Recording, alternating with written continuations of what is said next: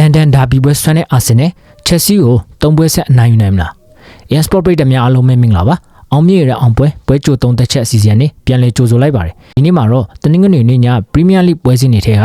အာဆင်နယ်နဲ့ချက်စီတို့ရဲ့ပွဲစဉ်ကောင်းကို3သက်တင်ဆက်ပြီးတော့မှာပဲဖြစ်ပါတယ်။အာဆင်နယ်ကချက်စီကို1-1အကျော်ပေးထားပါတယ်။ထိပ်တိုက်တွေ့ဆုံမှုအဆင့်လာရနောက်ဆုံး10ပွဲဆက်မှာချက်စီနိုင်ပွဲလုံးဝမရှိခဲ့ဘဲနဲ့အာဆင်နယ်က9ပွဲနိုင်3ပွဲတည်ကြားခဲ့ပါတယ်။ဒါကြောင့်လက်ရှိအာဆင်နယ်ရဲ့1-1အကျော်ပေးမှုကပျော့ပြောင်းနေလို့ယူဆမိပါတယ်။အကြောင်းလဲဆိုတာကိုထပ်ပြီးရှင်းပြပေးပါမယ်။နေ့စဉ်အခမဲ့တပွဲကောင်းတဲ့မောင်တွဲရွေးချယ်မှုတွေတင်ဆက်ပေးနေတဲ့ comment က Telegram channel လေးကိုလည်း join ထားပေးခဲ့ကြပါဦးညီကိုတို့ရေ။လောလောလတ်လတ်အာဆင်နယ်ဟာစပါးကိုအဝေးကွင်းကနေ1-30ပေးခဲ့လို့ဂျာကွင်းကြီးအနေထားရဆိုရင်ပြား280တားပါတယ်။စပါးနဲ့ချက်စီတွေးဆုံမှုမှာလည်းချက်စီက150ပေးခဲ့လို့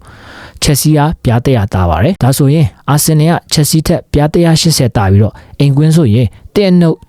အနည်းဆုံးပေးလို့ရပါတယ်။အာဆင်နယ်အနေနဲ့လက်ရှိချက်စီနဲ့3မှတ်ပဲကွာတဲ့မန်ယူကိုလည်း1-1အထိပေးခဲ့ပြီးတော့ကြားခဲ့ပါတယ်။ပြီးတော့အာဆင်နယ်အောက်ကမန်စီးတီးတောင်မှချက်စီကို1-30ပေးခဲ့တာတော့မအောင်ခဲ့ပါဘူး။ဆိုတော့ဒီမန်စီးတီးထက်အဆင့်တန်းလည်းမြင့်ခြေတန်းလည်းမြင့်နေတဲ့အာဆင်နယ်က1-1လာပြီးနေပါတယ်။ဆိုတော့ဒီပွဲမှာအာဆင်နယ်နိုင်ဖို့ခက်ခဲနိုင်တယ်လို့ဖွင့်လှစ်သူတွေတွက်ဆထားပုံရပါတယ်။ဒါကြောင့်တနင်္ဂနွေနေ့ညအောင်မြင့်ရတဲ့အောင်ပွဲဖြစ်ချက်စီဘော်ဒီကိုပဲရွေးချယ်ပေးခဲ့ကြပါတယ်။ညီကိုတွေအားလုံးပဲအောင်ပွဲခံနိုင်ကြပါစေဗျာ။